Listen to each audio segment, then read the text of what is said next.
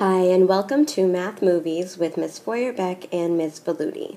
Today we will be interpreting remainders in division story problems. All of the story problems today will involve this equation: 90 divided by 12 equals blank. I'm going to solve this using partial quotients. Now I know that 12 goes into 90 7 times, and that would give me 84. When I subtract, I get 6. So my answer is 7, remainder 6. We're going to use that math answer to interpret 3 separate story problems today. Here's the first story problem. Corey is making goodie bags for his birthday party. He has 90 candies and needs to make 12 goodie bags. How many candies will go in each goodie bag? So I've laid out the equation here. 90 divided by 12 equals 7 remainder 6. In this case, the 90 represents the 90 candies that Corey has. The 12 represents the number of goodie bags. The 7 represents the number of candies in each bag. So he has 90 candies, he's putting them into 12 bags, and so far he can put 7 in each bag.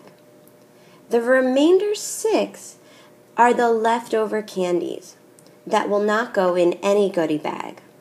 So in this case, to interpret the equation, 7 candies will go in each goodie bag, but there will be 6 candies left over. Here's another story problem. 90 students eat lunch in the school cafeteria. Each table can seat 12 students. How many tables are needed in the cafeteria? So again, we're working with the same equation. 90 divided by 12 equals 7 remainder 6. In this case, the 90 represents the number of students who eat lunch in the school cafeteria. The 12 represents the number of seats that are available at each of the tables in the cafeteria. The 7 represents the number of filled tables, meaning there are 7 tables in the cafeteria that have 12 students sitting at them. And then there's remainder 6. The remainder 6 are the students who are without a table. They don't have a table. Now in this case, if we want to have every student seated at a table, we're going to need to round our number up so that every student has a seat. So in this case, 8 tables are needed in the cafeteria so that each student has a seat. Here's the last story problem. 12 friends had a lemonade stand and earned $90. They want to split the earnings equally. How much money will each friend get? So again, it is 90 divided by 12 equals 7 remainder 6 for our equation. In this case, 90 represents the number of dollars earned by the 12 friends. The 12 represents the number of friends who earned the money. 7 is the dollars that each friend gets. So if we start out with a pot of $90, we distribute that amongst 12 friends. So far, everybody gets $7. And the remainder 6 are the leftover dollars. So everybody gets $7, and there's 6 leftover dollars. Now the neat thing about money is that you can break dollars down into cents and then distribute the cents. So I know that we have 6 leftover dollars.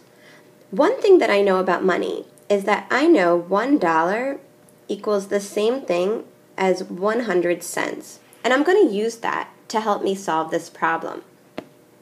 So I right now have 6 leftover dollars. And I know that's the same thing as 600 cents. So what I need to figure out is how can I distribute the 600 cents equally amongst my 12 friends. I'm going to set that up as 600 cents divided by 12 equals something. Now I know that 60 divided by 12 is 5, so 600 divided by 12 is going to be 50 cents. That helps me out a lot because I know that my friends, the 12 friends, each got $7, and now they're getting an additional 50 cents. So if I want to put that all together, I can say that each friend will get $7.50. As you can see, the equation 90 divided by 12 equals 7 remainder 6 has several possible solutions when you're interpreting story problems. In the previous 3 problems, we came up with these 3 solutions: 7 with 6 left over, 8, and $7.50.